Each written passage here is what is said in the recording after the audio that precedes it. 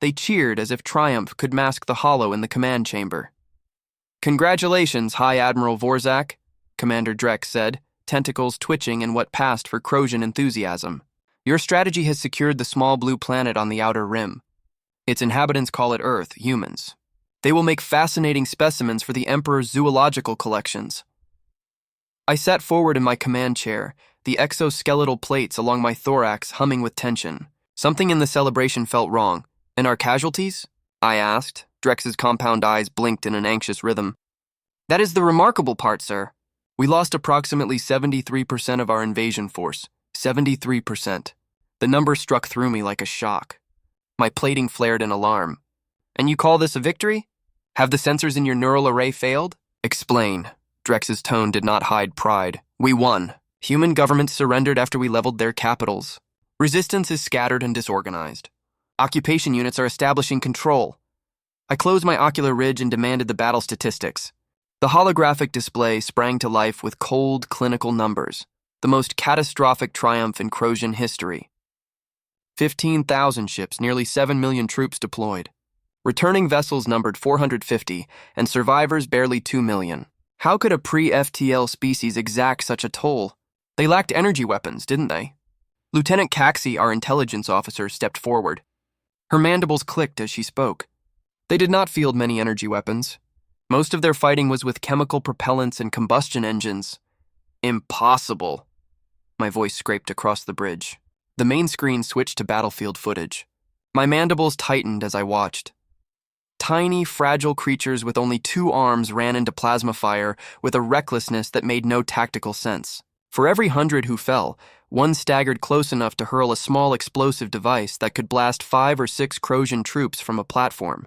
"They call them grenades," Caxi said. "Primitive, but effective." The feed cut to a 30-meter Crozian walker, a towering battle platform surrounded by a swarm of human vehicles. Men and women clambered up its leg joints, fastening charges. The walker toppled, crushing dozens as its mass collapsed onto the earth. Still, more came, a tide that kept coming. I could not comprehend it. "What are they doing? Don't they value their lives?" "That is what makes them dangerous," Caxi said softly. "They value something beyond individual survival. They call it freedom. They will die for it in numbers and patterns that defy our models." Drex made a nervous clicking sound. "There is more, sir. The formal surrenders were misleading." My gastric sac tightened. "Not official?" "The capitals did capitulate," Drex admitted, "but hostilities have not ceased. Occupation forces report strikes every hour. They hit from hiding and vanish into the populace. They practice guerrilla tactics, so our victory was only a map of control. Orbital dominance, major population centers, communication networks, and still our troops bled away. What do your reports advise, Lieutenant?" I asked. Caxi's mandibles twitched as she considered. "Based on their history and psychology, we have 3 options." "Enumerate them," I said. 1. Full planetary genocide. She pronounced the word with clinical detachment. "Acceptable in raw strategic terms. But the Emperor desires living specimens and Earth's resources, not a dead world." 2. Commit an additional 30 million troops to the occupation. Her compound eyes glinted. "Expect at least 60% losses over the next decade. The Empire will not bear that attrition." And 3. Negotiate. The single word dropped into the hum of the bridge like an alien note. In 8,000 years, the Crozian Empire had never bargained with a beaten species. Drex sputtered incredulously. "Negotiate with primitives?" Quaxi, one of the tactical analysts, stepped close to the display and gestured. "They may lack our tech in many respects, but look." The screen showed a human who had captured a Crozian plasma rifle and mounted it on a crude wheeled chassis. In less than 2 weeks in the field, they had reverse-engineered partial control of our weapons systems. Caxi's image lingered on the human's face, small, soft-looking, but focused. Their learning curve is alarming. I stared until the bridge lights blurred. We had driven cities into ruin, and yet these creatures adapted, improvised, and refused to stop. We controlled the sky and the major networks, but control was not victory when every hour frayed the edges of our gains. "Get me a direct communication link to their remaining leadership," I ordered, the words hard in my mandibles. "If we cannot break them, perhaps we must parley." Drex made a strangled sound. "Sir, the Emperor, Get me the link, I repeated. We will see what these humans are willing to trade. The bridge hummed with unease as the crew set about the impossible task. Outside, Earth burned and bled under the shadow of our armada. Inside, for the first time in millennia, the Empire considered negotiation as a weapon. The Emperor isn't here watching his invasion force get gutted by primitives who haven't even left their own star system, I snapped, my voice echoing across the bridge. Lieutenant Caxi, prepare a full strategic assessment of human combat capabilities. Commander Drek can assemble every scrap of intelligence on their diplomatic protocols. If we are to negotiate, I will know exactly what we face.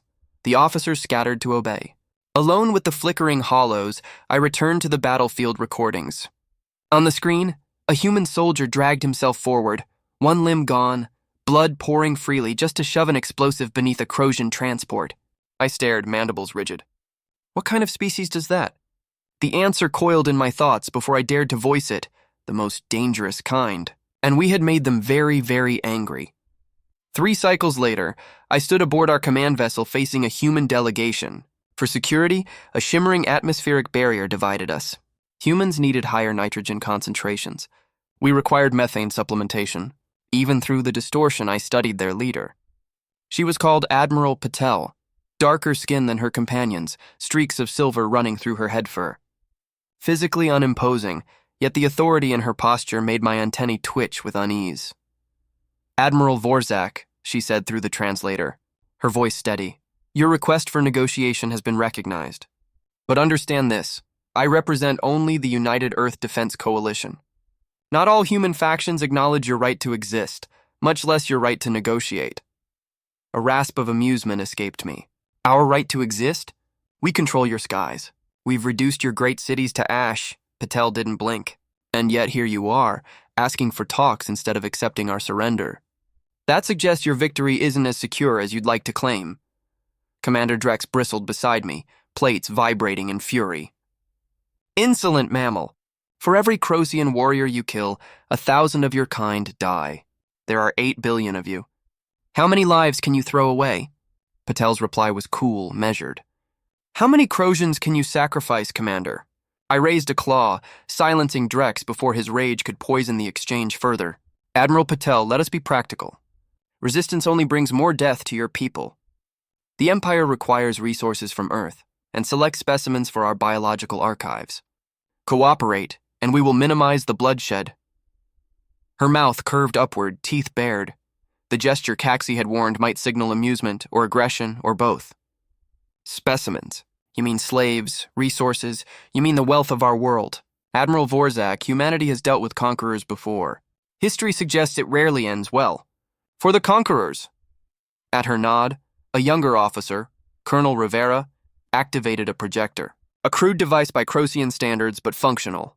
The image that appeared made my hemolymph chill. One of our early landing zones, Jakarta. But it was no longer a base.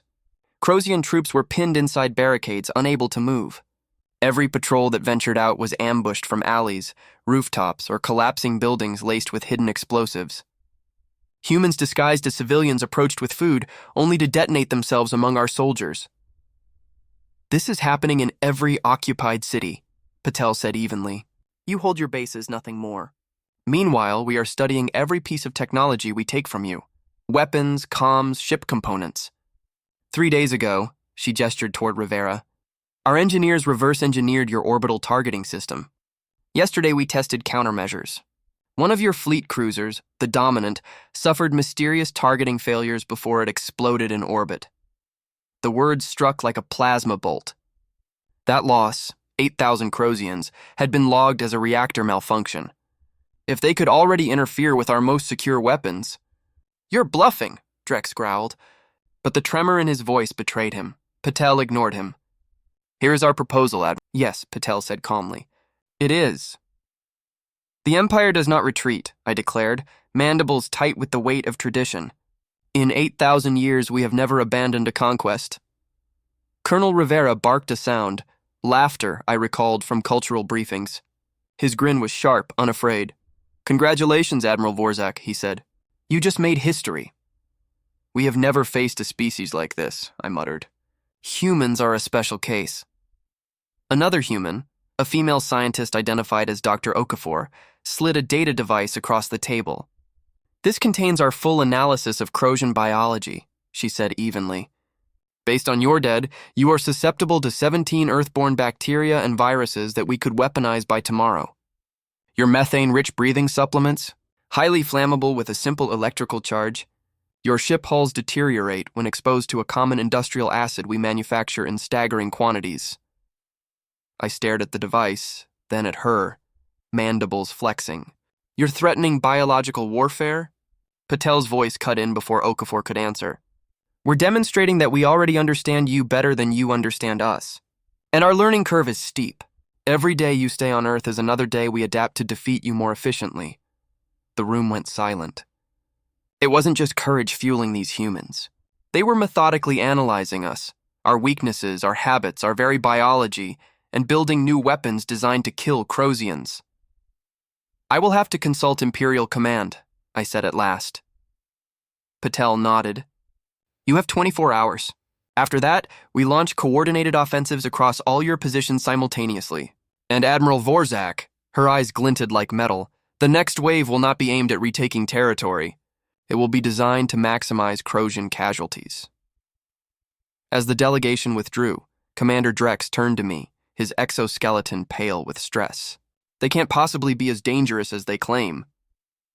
Lieutenant Caxey, silent until now, finally spoke. "Sir, human history shows a pattern. When threatened with extinction or subjugation, they don't surrender. They innovate. In their Second World War, they advanced from primitive flight to atomic weapons in just 6 years. No other known species adapts as fast under pressure." I gestured toward the data device. "Analyze it. Verify their claims about our vulnerabilities." Caxey took the device carefully, but his antennae trembled. I turned to the viewport, gazing at the blue-green planet below. Such a small world to cause such massive loss. "Sir," Caxey said quietly, "there's something else. Humans have a military concept called proportional response. It means they usually match the level of force used against them. But history also shows they are fully capable of disproportionate response when they feel existentially threatened. If they believe we intend to enslave or annihilate them." He didn't need to finish. The implications were already chilling my hemolymph. Moments later, the holographic form of Supreme Commander Ziltharak filled my private chamber, his segmented eyes unreadable. "Admiral Vorzak, your recommendation is denied. The Empire does not retreat." "Supreme Commander," I said carefully, "with respect, you're not seeing the situation clearly. These humans are not just primitives who got lucky." Ziltharak's mandibles clicked. "Your casualty reports are concerning but not unprecedented. I'm dispatching the 7th Imperial Fleet to reinforce your position. 3,000 ships, 20 million troops. We will crush this resistance." My antennae drooped. "Sir, more troops won't solve this. The humans are adapting to our technology, our tactics, even our biology. They're fighting asymmetrically, striking precisely at our vulnerabilities." Ziltharak's gaze hardened. "You sound as if you admire these creatures." "I respect their capabilities," I corrected. "As any prudent commander should. Their learning curve is unlike anything in our records. They've already damaged one of our orbital platforms and are developing biological weapons tailored to Crozian physiology." For the first time, the Supreme Commander's voice faltered. "Biological weapons?" "Yes, and chemical agents capable of disabling our atmospheric systems. They're also repurposing our technology against us at an alarming pace." Silence stretched before the hologram flickered. "Your recommendation stands denied, Admiral. However, you are authorized to continue negotiations as a delaying tactic. Keep them talking until reinforcements arrive. The 7th Fleet will reach Earth in approximately 30 rotation cycles." The image vanished before I could protest further. I slumped into my resting cradle, fatigue pressing down like gravity. 30 cycles. How many more Crozian lives would be lost by then? How much more of our technology would the humans have turned against us? A soft chime signaled Lieutenant Caxey's return. "Enter," I called. He stepped in, his normally steady posture visibly shaken. "Sir, we've completed our analysis of the human data device. Their biological assessment," his mandibles clicked once, "is accurate. Disturbingly so. They've identified vulnerabilities in our respiratory, circulatory, and nervous systems," I said, my voice tight. "Information even our own medics consider classified. How could they possibly know so much so quickly?" Caxie's antennae dipped. They are natural pattern recognizers, sir. And they've been studying our dead. But there is more, his voice lowered.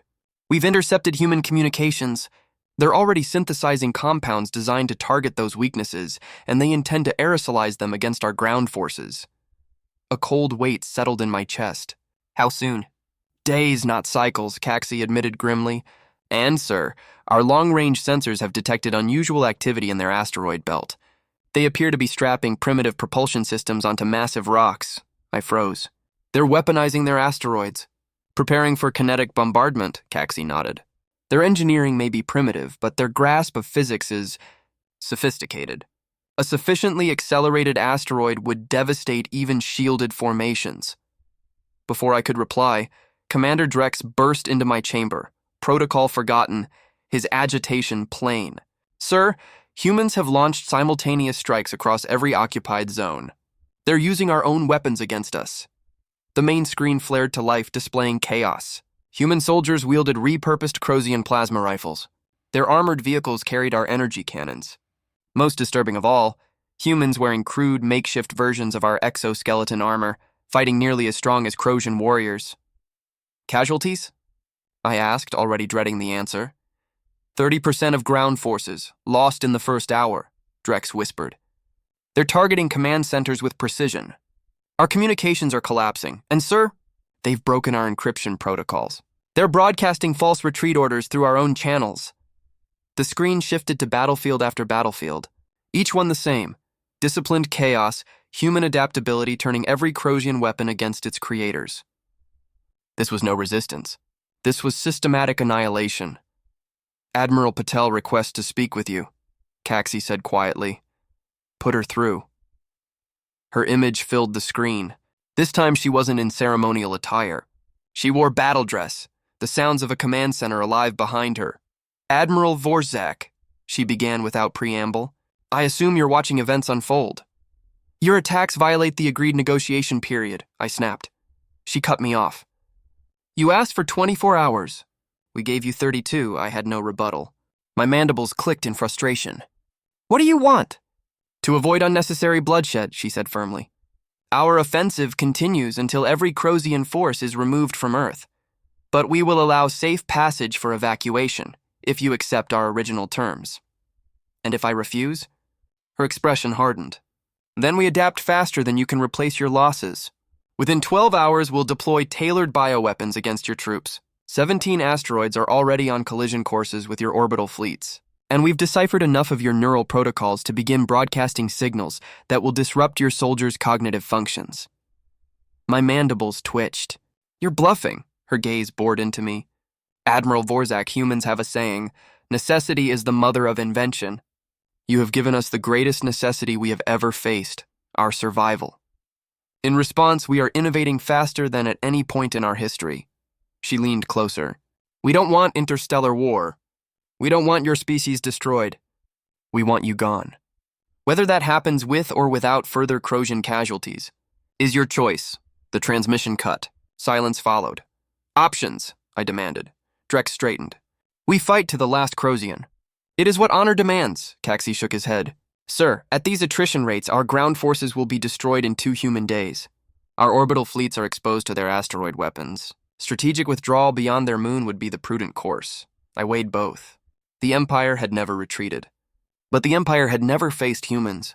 A species defined by desperate courage, relentless innovation, and sheer numbers. Commander Drex, I said at last. Prepare evacuation protocols for all ground forces.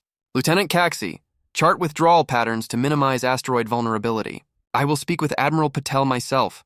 Sir, Drex protested. The Supreme Commander ordered. I know what he ordered, I cut in. And I know what I see. Carry out my orders. They obeyed, though unease rippled through the chamber. I turned back to the screen. What kind of species did this? A species that refused to be conquered. A species that adapted faster than any we had ever encountered. A species the galaxy would come to fear. We had not invaded primitives. We had awakened predators. Admiral Vorzak!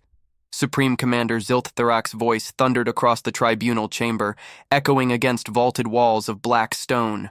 You stand accused of dereliction of duty, cowardice before the enemy, greed, and treason against the Crosian Empire. How do you plead? I straightened against the ceremonial restraints binding my limbs, my voice steady. Not guilty, Supreme Commander. My actions preserved Crozian lives and safeguarded the long-term security of the Empire. A ripple of shock coursed through the audience. In 8 millennia of our history, no Crozian commander had ever ordered a retreat, let alone defended one. Ziltharak's mandibles clicked in derision. You preserved the Empire by fleeing from primitives? You abandoned conquest, surrendered territory, and ran like prey. I conducted a strategic withdrawal in the face of an unprecedented threat, I corrected firmly, and I am prepared to present evidence supporting that assessment. The Supreme Commander's multifaceted eyes narrowed before he reluctantly inclined his head. Proceed! Lieutenant Caxi, permitted as my sole witness, stepped forward and activated the chamber's central holodisplay. A cascade of images filled the space. Battlefields scorched, ships burning, soldiers falling. The species known as humans demonstrated adaptation rates unlike any previously encountered, I began. Within weeks of first contact, they reverse-engineered elements of our technology, uncovered biological vulnerabilities we considered classified, and developed countermeasures to negate our military advantages. The images shifted, humans firing modified Crozian rifles, crude armor augmentations enhancing their strength, and explosives designed to pierce our shields. Most alarming, I continued, was their technological acceleration. Intelligence recovered from human networks indicates their weapons development increased by factors of 50 under invasion pressure. They weaponized every available resource, microorganisms, chemical compounds, even their asteroid belt. New footage appeared. Crozian troops collapsing from weaponized pathogens, orbital fleets scrambling to avoid redirected asteroids, communication systems flooded with false retreat orders. Had we remained, I said, my voice carrying through the stunned chamber, the 7th Fleet would have arrived to find no surviving occupation force. Worse, they would have faced a human species fully prepared for space combat, armed with our own stolen technology. Speculation, Ziltharak snapped. You cannot know this would have occurred. With respect, Supreme Commander, these are not guesses. They are projections derived from demonstrated human capabilities. I gestured to Caxi. Show the intelligence gathered after our withdrawal. The holodisplay shifted again. Earth gleamed in the void, now girdled by new structures. In only 3 months, I explained, the humans constructed orbital defense platforms using salvaged Crozian technology. They deployed an early warning network reaching the edges of their system. They began converting their asteroid belt into both mining hubs and defensive weapons. They even adapted our FTL communication nodes to build an interplanetary defense grid. I let the silence stretch before emphasizing 3 months. They achieved in that time what should have taken decades. Their trajectory now suggests independent FTL within 5 years, not the 50 our xenopsychologists once predicted. The chamber was hushed. Even Ziltharak's posture stiffened. And perhaps more concerning than their ingenuity, I pressed on, is their unity. Before our arrival, humanity was fractured into competing nation-states. Our invasion forced them into alliance, unprecedented in their history. They now share a single enemy, us, and a single purpose, to ensure no alien species ever threatens their survival again. One of the tribunal members spoke, voice wary. You present a grim picture, Admiral, but it does not explain why you disobeyed orders to hold until reinforcements arrived. Because every day we remained on Earth accelerated their adaptation, I answered. Every day more soldiers fell. By the time the 7th Fleet arrived, they would have faced not an unprepared species, but a civilization already integrating our technology into their own. The losses would have been catastrophic, perhaps even the annihilation of the fleet itself. I rose to my full height, my gaze fixed squarely on Supreme Commander Ziltharak. Supreme Commander, I declared, I did not withdraw out of fear, but out of necessity. The Empire has subdued more than 3,000 species across 7 galaxies, yet never have we encountered one like the humans.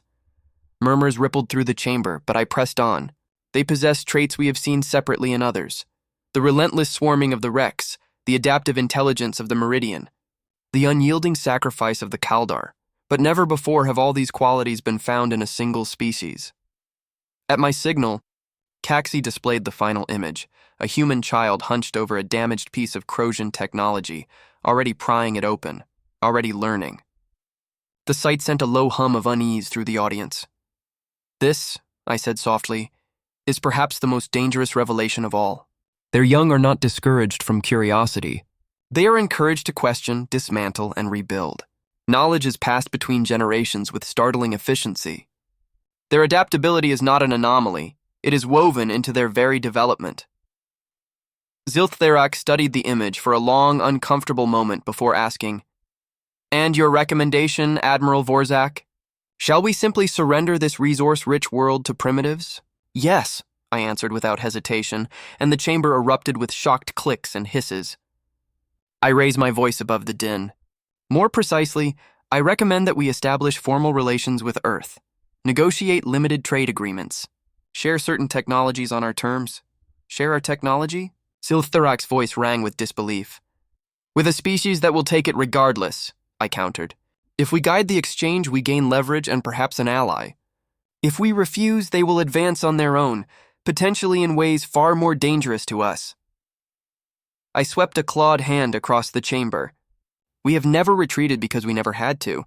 We have never negotiated with a defeated enemy because none remained capable of threatening us. But humans are different. They do not think as we do. They do not fight as we do. And most importantly, they do not learn as we do. The tribunal fell into heavy silence. Finally, Ziltharak's voice cut through. "Admiral Vorzak, the tribunal will deliberate on your testimony. Until then, you remain in custody." As the guards led me away, Caxi leaned close enough to whisper, "The Empress herself has taken interest in your case. She is reviewing the human data directly." For the first time since the retreat, I felt the faint spark of hope. The Empress was known for pragmatism, unlike her war-hungry advisors.